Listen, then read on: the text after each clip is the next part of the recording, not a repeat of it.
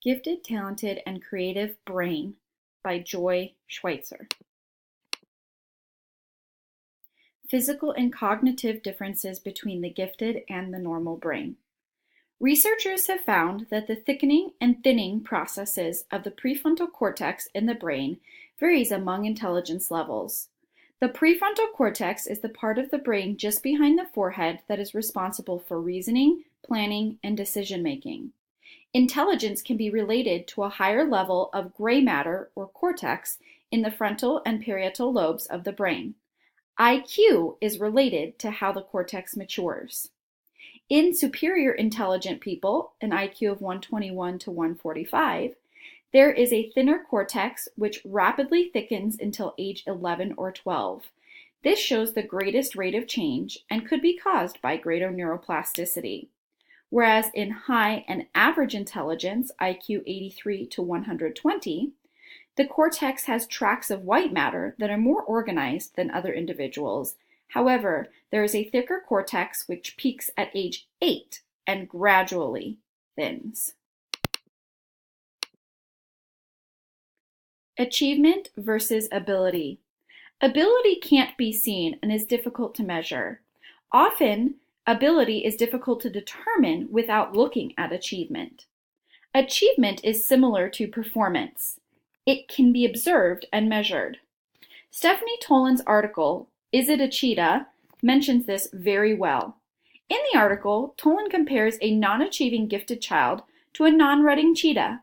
Even when a cheetah isn't running, it still has the ability to run. The cheetah could be locked up in a cage and won't even try to run, but it still has the ability to run. A child with high ability who is stuck in a dull academic environment with no challenge is like the cheetah locked in a cage. She still has high ability, but she may not even try to achieve.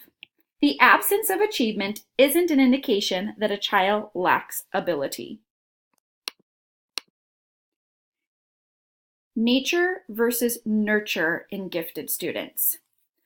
Howard Gardner believes that intelligence are the product of the interaction between genetic predisposition and environment.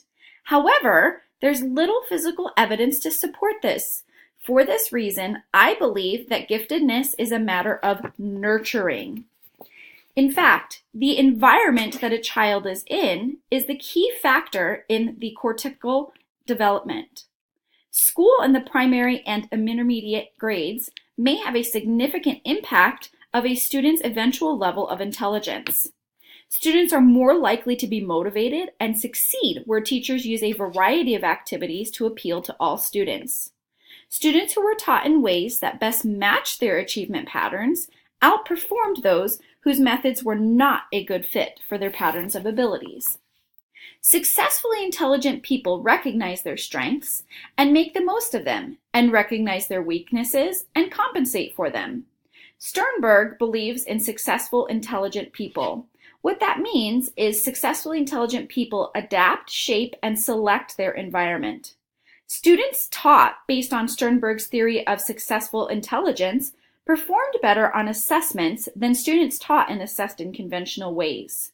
For this reason, I believe that giftedness is a matter of nurturing versus nature.